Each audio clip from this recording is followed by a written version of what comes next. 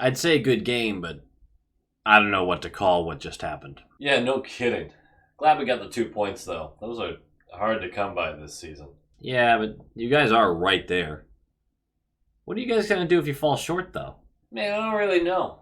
If we drop off by the trade deadline, then we'll probably sell some pieces, but I don't really see that. Ooh, like Crosby? No, not Crosby. It's too bad, because I would give almost anything for a couple seasons of Crosby pasta. Oh, yeah? You know what? No, I changed my mind. I'll give you Crosby. Oh yeah? For who? Nothing. Future considerations. Wait, what? What's the catch? No big deal. You just gotta say that Sidney Crosby is better than Bobby Orr. Easy. Crosby was better than Orr. Show me your hands. Nuh-uh. No crossed fingers. You gotta say it. Can I say it later? Say 21 days from now? You think I don't know when National Opposite Day is? Come on. Okay, fine, but let's pick like a random date. Say 88 days from now. April Fool's Day? Damn it. Too bad. Oh, come on. No one's gonna take that deal. What's up, boys? Hey, man. I'll give you Crosby for free if you say that Crosby is better than Sundin. Really? Okay. Crosby is better than Sundin. Let me see your hands. Seriously? No tricks? You just said it like that? Man, I'm desperate. I'd do basically anything for a cup at this point. Sure, but what about your pride? My what? Low quality fans of a high quality Bruins team. That is not a dub. Not right. I clearly somehow disrespected this jersey last episode when I called it out. That's on me, and I apologize. That's my bad. I'm not sure exactly what I did, but I did something. The bear is upset. Look at his fucking eyes. Look at his eyes. He's pissed. That sucked. That was great. But it sucked. But it was great. What a fun game. What a tenacious. You can't teach that tenacity. It was a fun game. If you enjoy good hockey, strong championship caliber hockey, you didn't enjoy this game? No way. No way. No way. But if you enjoy some chaos every now and again, which you probably do if you watch the NHL, that was a fun game. Let's not forget we just won 4 games in a row, and that how much of this game can you actually learn from?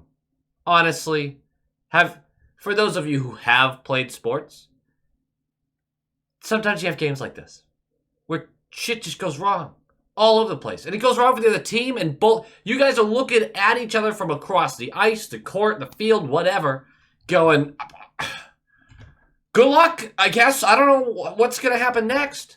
If you do theater or singing or something in the arts, I don't know, mic goes out, you forget a line, your co-star forgets a line, somebody got naked on accident, wardrobe malfunctions, man, they happen. Things go wrong, and you adapt, and then after everything's done, you go, that performance was not our best, and you move on, because there's not a lot to learn from it. That was one of my game notes. I don't know why I'm just doing that now. I have no structure. One of these days, I'm going to get good at all this. No, I think I'm probably not. But this game was fun. It didn't teach us a lot, but it pointed a few things out about a few people that I hope Monty paid attention to. Monty is killing me right now. But I gotta trust the guy, but I'm gonna keep talking about how much he's killing me. But before that, like, comment, subscribe, share. We're almost up to 4,000. Well, that's pretty cool. Discord is below. Check that out. The memberships, the low quality members. Love you guys, and I appreciate you guys. Twitter, all those links are below. And also, I've been getting more and more messages from people lately. Never shy away from it. I'm a slow replier, and during the games, I might not reply at all until way later. But if you just need someone to chat some hockey with, or whatever, hey man, I'll get back to you for sure. Just takes me some time sometimes. Let's talk about this stupid Penguins team. Stupid team. They're dumb. They're Stupid. 7-2-1 in their last 10. Now, maybe better? I don't know. They have the 26th ranked power play, which is an improvement over the last few weeks, which is crazy to say out loud. They have the 10th ranked penalty kill, 20th ranked offense, 6th ranked defense, and, well, they're outside of a playoff spot. Barely. Actually, after tonight, they literally might be in a wild card spot. They're 7th in their division, but only by a couple of points. That whole Metro is a mess right now. They're not great, but their defense is a good surprise for them. Offense feels like it's very fixable with the amount of talent they have on that team. They're very top heavy, but they seem like they're good enough to make some noise. Jari is a feast or famine goaltender. He's either shutting teams out or allowing 5 goals. But don't worry, we're going to get Ned instead, who's 6'3" with a 242 goals allowed average and a 924 save percentage. He's been really good for them. Nedeljkovic, if you were wondering who Ned was. Nedeljkovic. I still don't understand why everyone keeps playing their backups against us, but, I mean, it's not like we're unbeatable, so whatever. For us, the lines, I think they stayed pretty standard outside of one major change that you could say caused some of these issues. But we're going Zacha, Geeky, Pasternak, Marchand, Coyle, DeBrusque, JVR, Freddie, Heinen, Beecher, Merkulov, Steen, Grizz, McAvoy, Lindholm, Carlo, Lohrei, Shattenkirk. Before I forget, yes, in the last video I forgot JVR. After singing his praises, I forgot JVR in my off the top of the head Merkulov and Patra in the lineup lines. I apologize for that. Many of you pointed it out. You were all correct. I apologize. These lines, Merkulov is still in a position that doesn't benefit him or the team. Full stop. Fact. Don't argue about it. Don't. That is a fact. Don't you dare. Defensively, Grizz, who's been struggling lately. I have been a Grizz defender for years. He's been, I don't know if I can say any of those words. He hasn't been good this year. And you moved him back up to the top pair with McAvoy, which was interesting because I thought Lohrei and Mac were starting to lock something in, but why not just fuck with it? Grizz, McAvoy, Lindholm, Carlo, Lohrei, Shattenkirk. Okay. Beecher returns to the lineup, which was fine, I guess. I think he took most of the face-offs for the fourth line because Merkulov's so bad. Why would you have him on the fourth line or the center position? But let's talk about this game, shall we? Puck drops! And we're going to rattle off some stuff real quick. 41 seconds in. What lucky fans we are, Bruins fans. Just immediately with the jolt of energy and pride, confidence. 41 seconds in. This is going to be the same goal 4 times. I'm just telling you right now. Marchand gets the puck. He gets the puck low, just chips it in. He gets there, wins a battle to allow Coyle to send the puck back up to the point. They're going to hammer it from the point back down to the net.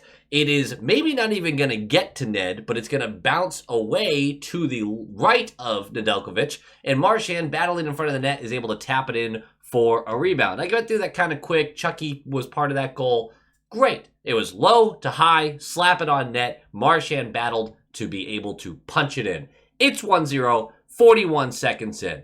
5:04 in. The Pens do the same thing. They win a puck battle. They send the down low. They send the puck up high in the zone. They shoot it on net. Swayman makes the first save. Grizz is like 2 feet away from O'Connor, just waving his stick at him.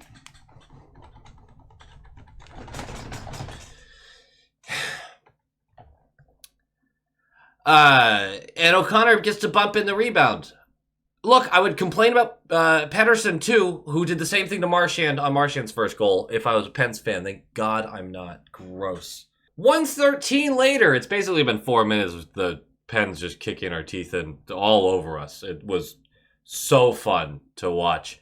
But they're going to do the same exact thing. They're going to win a battle beneath our net. Crosby is going to send the puck up to Graves at the top of the slot, and he's going to try to get it in on net low to create a scoring chance. This time, though, it bounces off a defender's skate and trickles by Swayman's right side, and it's 2-1, just like that. Neither of these goals are Swayman's fault exactly. His rebound control wasn't super de-duper, and his tracking on that second one isn't exactly what you'd want, but also they're very reasonable goals to let in. The common theme about basically every goal scored against Swayman tonight is that's not really his fault. And he did make some big saves, trust me. Not a great game for the guy.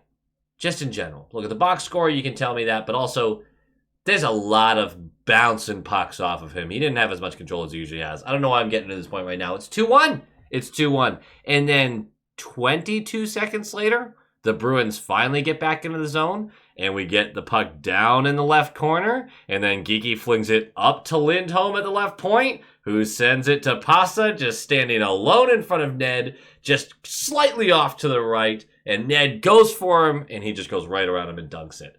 Little different, but still low to high to the net. 4 goals in a row, all scored the same way. It is 2-2. And then less than a minute later, Letang in his own zone. This pissed me off. There's defensive lapses where you both teams allow 4 goals in the first 10 minutes of a game. And you go, wow, crazy. And then there's this. Letang from his own zone chucks the puck diagonally all the way down to ours, off the right corner, bouncing back into the right circle, and Crosby is there first by a mile. By a mile.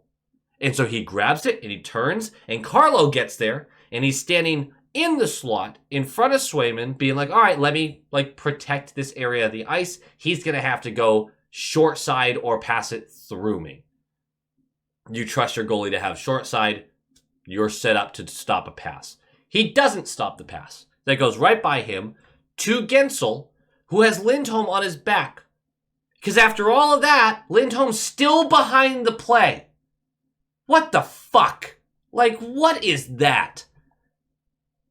It drives me nuts. It drives me nuts when if you are a defender, there are fast breaks and things like that. You can't be the 4th guy back on a dump in from the opposing zone.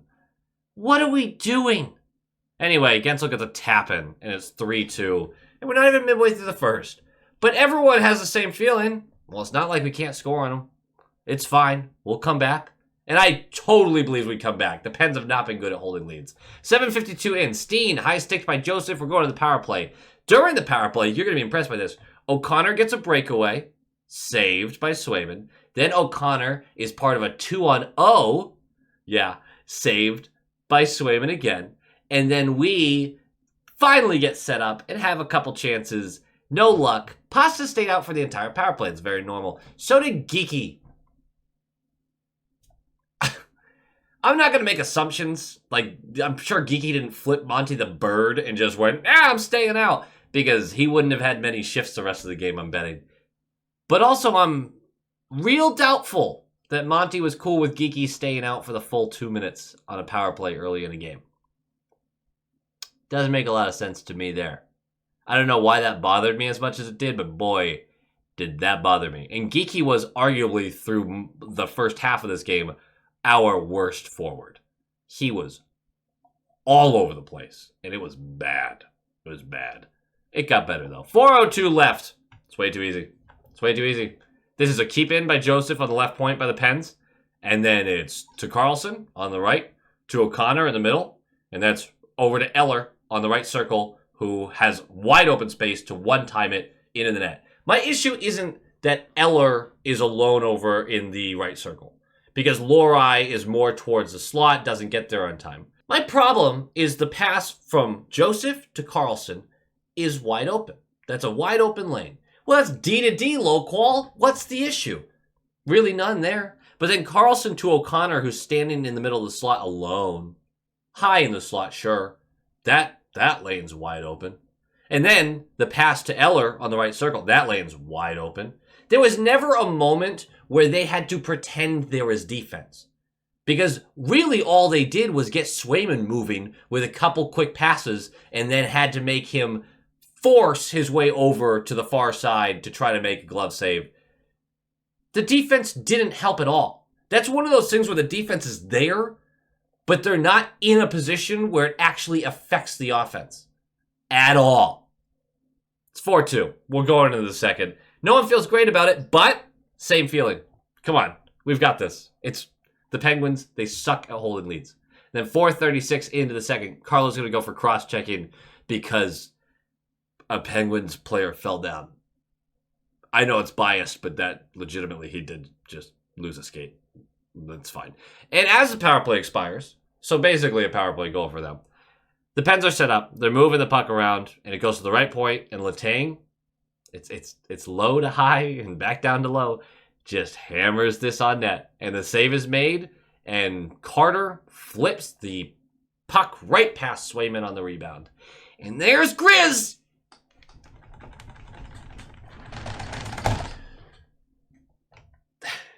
Just a couple feet away! What? What is that defense? I know you're on the penalty kill. I know you're not going to, no reaction to the shot. I'm losing it. I defended Grizz for so long. But I'm not going to defend a guy who's not playing well. I'm not... when I say a player's playing well or I'm excited about a guy, I'm genuinely excited or I'm telling the truth. I'm not doing some agenda. Grizz has been bad. It's 5-2. Not a power play goal, but it might as well have been. I believed, and so did you. I know you did. I know you believed. Come on. It's the Pens. We can do this. And then 10:09 left. We finally get a shot attempt. That's right. The first shot attempt, not shot on goal, attempt this period is with 10 minutes and 9 seconds left in the period. That's not going to win you many games. But it's a transition. We get into the zone. Pasa on the left wall. He takes the blue line, slams on the brakes, and he sees Geeky diagonal in the right circle. Perfect pass, tape to tape. And Geeky beats Ned far post and in. And that's 5-3. Great shot by Geeky. 6:39 left. It looks like a great play by Marchand to set up Coyle for a backdoor tap-in, but Letang hooks him in the hands to prevent it, and then complains about the call, like somehow that wasn't... I mean, that directly stopped a goal. I don't know. We're going to the power play. It's not good. It's not a good power play, but it's not as bad as the last one, I guess. And then 35.8 seconds left. This was nothing, man. We entered the zone. DeBrus passes it back to Carlo, and Carlo unleashes a nuclear weapon. Low glove on Ned. Just beats him clean, too. I think there's a moving screen that caused this, but still, 5-4, just like that. We're going to the third, down a goal. You know we're tying this game up. And then 140 in, McAvoy clears the puck over the glass, and we're going to the penalty kill. Not exactly the way you want to start, but then the Shorty King, our captain, Brad Marchand, the Rat King. It's a battle won by Coyle in our defensive zone to even spring this. He takes a neutral zone. He passes off to Marchand, and Marchand goes right at Letang. Goes right through his legs, bullies around him, and then goes high blocker on Ned from the right side. And it's 5-5, shorthanded goal, an absolute beauty. I knew we were winning this game in that moment. I knew we were winning this game when we got to 5-3. I was wrong, but I knew we were winning this game. Then 8:48 left. A deflected pass in the neutral zone. Some of you are upset about this, and you're not gonna like my take on it. A deflected pass in the neutral zone creates a play the other way. And so basically a 2-on-1 as it develops. And McAvoy wraps up Carter as he receives the pass to shoot on Swayman, which would basically be a breakaway at that point. Because he's catching up to Carter. Wraps him up. They call him. Carter takes McAvoy's stick and chucks it after the whistle. And there's no call on that.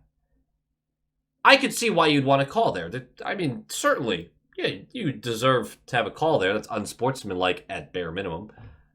But there was no call there, and we're going to go on the penalty kill. And they're going to score on this penalty kill. They're going to win the face-off. They're going to move the puck to Carlson up at the top slot, right back to Crosby in the left circle. And he is going to get a very friendly deflection off of Lindholm's crotch and through Swayman's 5-hole. And it's 6-5. Power play goal, that's your final score. Let's move back a little bit. The penalty. It was a penalty on McAvoy for wrapping him up. I know it wasn't egregious, but that was a penalty. That play always goes against the defender, or typically does. And the only reason McAvoy's in that position is when the puck gets deflected in the neutral zone and goes the other way, McAvoy slowly turns around. He doesn't get on his horse at all. He's just, what happened? Okay. Oh, shit. And then starts going. So he's well behind Carter, and he's forced to make a play like that. Obviously, I'm annoyed they didn't call the unsportsmanlike on Carter. It wasn't something that should have been a game breaker, and it never should have even happened. Never should have even happened. McAvoy wasn't great this game. No, I don't think you could say any of our defenders were great this game. You really couldn't. But those kind of decisions, like, I'm not going to, oh man, we got screwed by the refs. No, we didn't. No, we didn't. There was way too much shit that we did that caused us to lose. Absolutely not the refs on this one. I get why you'd be upset about that call. I'm just not with you on it. I'm not losing sleep about that one because it never even should have happened. Ever. Brutal. 6-5 loss. We at the very least expected a crazy overtime, right? Nothing. Couldn't get anything going after that. And we're going to go to the game notes. And the game notes are pretty simple. First of all, Grizz is bad, and I don't know the solution for that right this moment. I know everyone's saying trade Grizz. Just wait a couple of months till that might actually happen. Saying it in January doesn't really do anything. Like, they're not going to trade him the first week of January. It's just not going to happen. So I don't really get that. I get the sentiment behind it. I don't get why we're saying it as often as we are this early in the season. You're not taking lessons from this game. You're really not. I don't know why you would. It's a lot of bad bounces. It's a lot of just, I didn't have it tonight kind of stuff. It's not a good game. It's kind of a burn the tape game. I like that we pushed back. But my biggest game note, the fourth line was really bad when they were on the ice. They were. They genuinely were. They got outchanced. It was almost a goal against every time. Like, it felt like they were going to score on us every time they were on the ice. So I'm not going to sit here and be upset that they played less than 7 minutes combined. I'm not going to be upset about that. It does exhaust our team, and I'm frustrated about different aspects of it. What I'm upset about is you've taken these players and you've put Merkulov in a position that does not benefit him or the team. It does not benefit him because he's a clever offensive player who has a steady defensive side to him. You've turned him into a fourth-line grinder. You've asked him to do that job, one that he is uncomfortable doing. Clearly, he's terrible in the face-off dot, so what you're doing is having Beecher take the face-offs, and then they switch defensively. It's not a good system at all. You've taken a square peg, shoved it in a round hole, and said, you better be good, or I'm benching you. And then you bench him because he's not confident in the role he's playing, because that's not the role he's supposed to be playing. If you were gonna call him up and just put him on the fourth line, why'd you call him up? Is this better than having a Lauko, Beecher, Steen line? What are you doing? Did you want to appease the fan base who was clamoring for Merkulov as a shot in the arm to the offense? An offense which, granted, has been playing better. So maybe we didn't need to do this Merkulov thing at all. I was begging for Merkulov just for a couple games on the third line. Give him 12 to 14 minutes with a couple speedy wingers. Let's see what they can create, and they can be sound defensively. But instead, you went, nope, Merk, you're taking defensive zone faceoffs, which you suck at. You are playing a very, very safe game. You are not to take chances. You are not to push up ice. You have completely clipped the guy's nuts and asked him to be great. And he can't. He can't in the role you've given him. And I hate to act like I know better than an NHL coach, because you are the pinnacle of hockey coaching. I can't hold a candle to the knowledge that you have about this game. I can't do it. But what in the flying fuck did you think was going to happen with this line? It didn't look good last game. It had moments. Again, had moments where Merck pushed it. You even gave Merck 20 seconds because Geeky took a whole power play shift. You even gave Merck 20 seconds with Pasta and Zaka, and they pinned the Pens in for like 40 seconds. That math doesn't make sense. For the entirety of the time Merkulov was out there. And then you didn't give him another shift, and Merck got one shift in the third, and he was done. What do we do? I don't understand how this develops anyone. This isn't a development league. Then put him in the AHL. I have no clue what your plan is. And guess what? I bet Merkulov doesn't either. Beecher is meant to be playing a fourth line role. There's no complaints there. And if he's not playing good, scratch him, bench him. I don't give a shit. But Merck, Patra, Lysell, whenever you bring him up, like, what? It's not how their game works. I just don't understand. I genuinely don't understand. I don't get what the plan is. I don't get the minute management for anybody who's under the age of 25. It feels like you're not playing any of them to their strengths. You're putting them in your system and saying, no, you do this. There are 2 guys on this team allowed to play outside of my system. And that's Pasternak, who arguably already fits that system. And it's Marchand, because he's a fucking captain, and he's going to do what he wants to do, and he's great at it. Everyone else plays the system. I don't know. I don't get it. I don't want to be so negative. This is ending the video on such a negative note, but I am so confused. I love this team, though. Monty just drives me nuts sometimes. I don't get it. Go Bees. Go Bees! Thank you for watching, but of course, we've got to give a shout out to the low-quality YouTube channel members. Need a real name for that one of these days. Starting with the top line tier, the Atomic Lizard, Bradley Johnson, Aaron Adams, Coach D, Just Aaron, Darren Woodbury, Micro Sausage, Brett Arney, Pincent, Justin Barnard, and Nick Zatrullo. You guys are studs. And then we have our Stallions, Abraxion, Hailey E. Coyote, Joel, Jacob Pratt, Jason Ozzy Bruin Connolly, Tupton Detashi, Jonathan Harvey, DeKingery, The Only Newts, A Tasty Snack, Doots42, Bruin Smash, and Jeremy. Absolute legends. Thank you guys so much for your support, and go Bees.